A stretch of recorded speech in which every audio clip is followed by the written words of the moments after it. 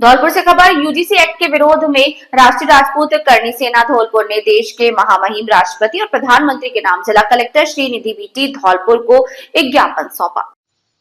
Dholpur UGC act को लेकर राष्ट्रीय राजपूत करणी सेना धौलपुर सोमवार शाम सतनाम भदौरिया के नेतृत्व में अपने कार्यकर्ताओं के साथ बड़ी संख्या में एक विशाल रैली निकालकर जिला कलेक्ट्रेट धौलपुर पर विशाल विरोध प्रदर्शन कर जिला कलेक्टर को यूजीसी एक्ट के विरोध में राष्ट्रपति और प्रधानमंत्री के नाम एक ज्ञापन दिया, जिसमें बताया गया कि यूजीसी द्वारा जनवरी 26 में जारी, जिसे दिनांक 15 जनवरी 2026 को भारत के राजपत्र में अधिसूचित कर तत्काल प्रभाव से लागू किया। ये अत्यंत गंभीर और संवैधानिक और विधिक प्रश्न उत्पन्न करती है। ये अधिसूचना उच्च शिक्षा संस्थानों में जाति आधारित भेदभाव को रोकने के उद्देश्य से लाई गई।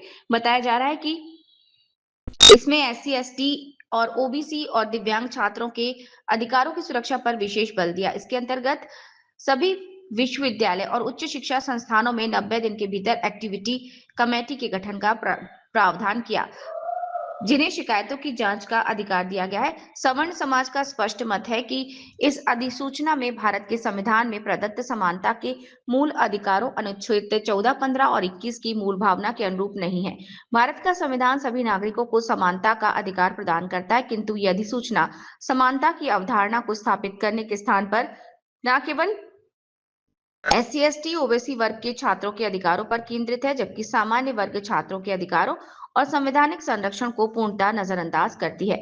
यह अधिसूचना एक तरफा दृष्टिकोण अपनाते हुए समान अवसर के सिद्धांत को कमजोर और छिन्न भिन्न करती है, जो कि संविधान की मूल संरचना के प्रतिकूल है। किसी भी कानून या नियम का उद्देश्य सभी वर्गों के लिए न्याय सुनिश्चित करना होना चाहिए, न कि किसी वर्ग के पक्ष में असंतुलन उत्पन्न करना। इसके अतिरिक्त देश के विकास और प्रशासन, शिक्षा, उद्योग और राजस्व सृजन में सामान्य वर्ग का योगदान अत्यंत महत्वपूर्ण और अग्रणी रहा है।